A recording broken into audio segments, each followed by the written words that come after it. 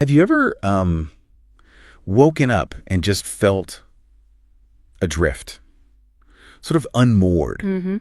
Like you're Mhm. standing still maybe while everyone else seems to be rushing past and, all the signs around you, they just look blank. Yeah, that It's a feeling. profoundly human thing, right? Not some kind of personal failing. And honestly, it's something so many of you have shared with us. We hear things like, I just don't know what I'm doing, or I feel really stuck. Okay. Let's unpack this. And that sense, that feeling of being at a crossroads, but with no clear signs, it's incredibly common, Yeah. really. So if you're listening now and feeling, well, unsure about your path, maybe your goals, even who you are, rest assured, you are definitely not alone in this. No, not at all. It's a journey I think almost everyone goes through at some point or another. And that's exactly why we wanted to do this deep dive. It's custom tailored for you today, really. Our mission is to explore all these different sides of feeling lost, what it really means, maybe why it happens, and crucially, some practical ways to navigate those choppy waters. We're aiming to be your navigators here, using the fantastic articles, the research, the personal stories you've provided as our map, essentially, to chart a course through these kinds of challenging moments, like standing at that crossroads with blank signposts I mentioned, maybe. That's a great analogy. And yes, we've distilled a whole wealth of knowledge from the materials you shared with us, and we're actually quite excited to outline a journey for you. Good. Our goal today is to give you clear insights, some actionable steps to help you find your footing again. And all while reinforcing, I think, a really crucial message, this feeling, it can actually be a powerful catalyst for, well, for real growth. That's interesting because looking through everything you sent, it became clear this feeling isn't just tied to like huge life changes, is it? No, not at all. What did the sources say about how this feeling can kind of creep in even when things seem okay on the surface? That's a really key insight from the sources, yeah. We often link feeling lost with big dramatic things, losing a job, a breakup, a big move. Right, the obvious stuff. Exactly, but your materials show how it can also just emerge quietly, day by day, as, routine maybe settles into a bit of a rut. One study we looked at highlighted how a lack of, say, novelty or even just a clear sense of purpose can lead to this drift effect. People slowly lose their direction without one single big event causing it. So it's not a crash. No, more like a slow fog rolling in, subtle. That makes so much sense. I remember after finishing university, I felt completely adrift, just comparing myself constantly to friends who seemed to have everything figured out, wondering why my map felt so blank. It's tough. It really is. But as we dug into the material you provided, one of those powerful ways to reframe this came from Dr. Maya Patel, a psychologist whose work you shared. How does she suggest we look at this feeling? Not as a problem, but as something else. Right. Dr. Patel's idea is really quite empowering. She suggests feeling lost is less of a failure and more like a signal. The signal. Yeah, like your inner self's GPS is recalibrating. She emphasizes it's often a sign you're actually ready for growth. It tells you something isn't quite working anymore, and it's time for an internal shift. Okay. It's uncomfortable, sure, but it's crucial feedback. It's basically urging you to pay attention. That reframing is really helpful, but let's be honest, it's incredibly hard to listen to that inner voice when you're caught up in, well, comparing yourself to others. Oh, absolutely. As we look through the materials, this comparison trap really stood out as a massive factor in feeling lost. Yeah. What did the sources reveal about why social media especially makes this so much worse? What's happening in our brains? Yeah, the sources really dive into the cognitive biases here. When you open Instagram or LinkedIn or whatever it is, you're seeing curated highlight reels mostly. Right, the best bits. The best moments, the biggest wins. And your brain, as one of the behavioral psychology studies you shared explained, it tends to fill in the gaps. It assumes this whole perfect life exists behind that one photo or post. Some researchers call it the context vacuum effect. Basically, our minds struggle to factor in all the unseen struggles, the boring bits, the everyday realities. And that leads to this exaggerated sense of how well everyone else is doing and, well, consequently, how inadequate we might feel. It's so true, isn't it? Like that quote from Steve Furtick, don't compare your behind the scenes to someone else's highlight reel. Exactly that. Even the most successful people, according to some narratives you shared, they wrestle with self-doubt. It just doesn't make it onto their perfect feeds. It never does. So this brings us to a really practical point. A question that was clearly on the minds of people who contributed to your sources.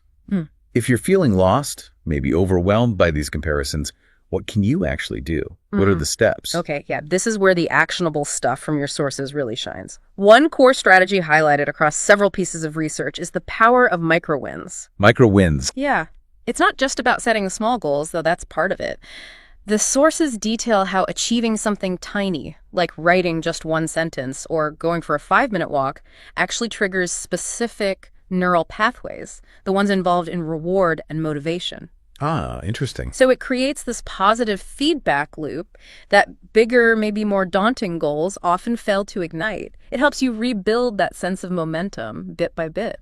That's incredibly practical. I like that. And another great tip from the materials was about looking back, not just forward. Tell me more.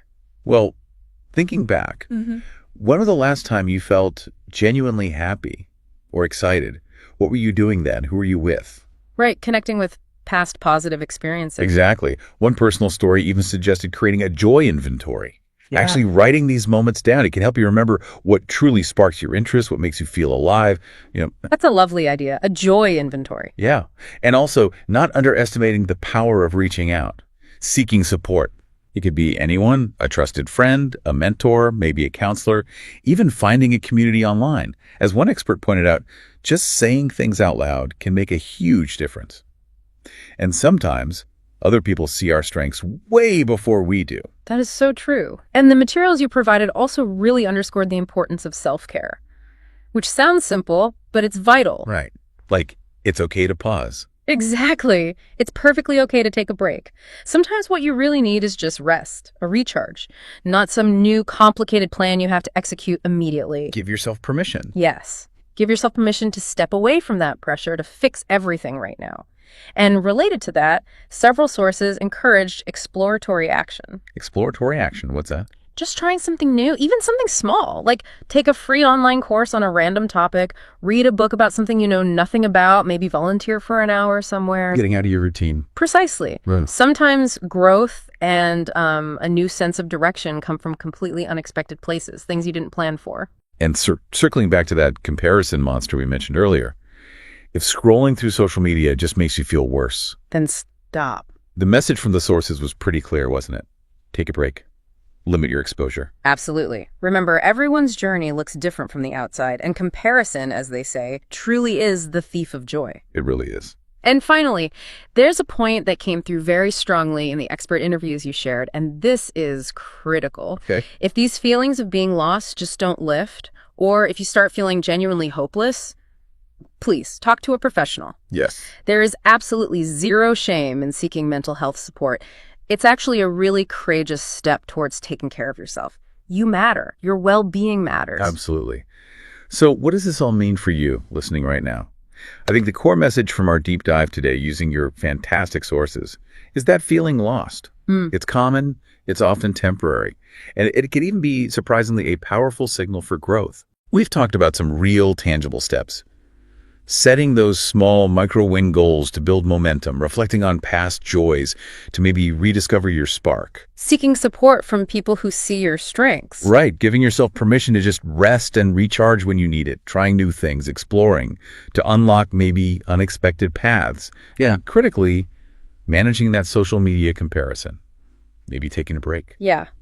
And if we connect this to the bigger picture, the journey through feeling lost, it really is just part of living, part of growing. It truly is. It feels messy, but it's part of it. It does. And we really want to reinforce the importance of self-compassion during these times. Be kind to yourself. And remember the courage it takes to seek professional help if you feel you need it. There's absolutely no shame in that. None at all. You know, the poet Rainer Maria Rilke, his words really resonated in the materials you provided. He said, "The only journey is the one within." The only journey is the one within. That's powerful. Isn't it? It's this powerful thought that encourages you, really, to be kind to yourself, to understand that you are already on your way, even if the path feels really unclear right now. It's about learning to trust that inner compass little by little. This is such a profound thought to sit with, and a really beautiful way to frame this whole experience, actually. I think so. Yeah. So we really encourage you to reflect on these insights. Maybe think back to a time you felt lost and what helped you then, or what you might try now. Stay curious, keep learning, and remember, you're exactly where you need to be right now on your own unique path.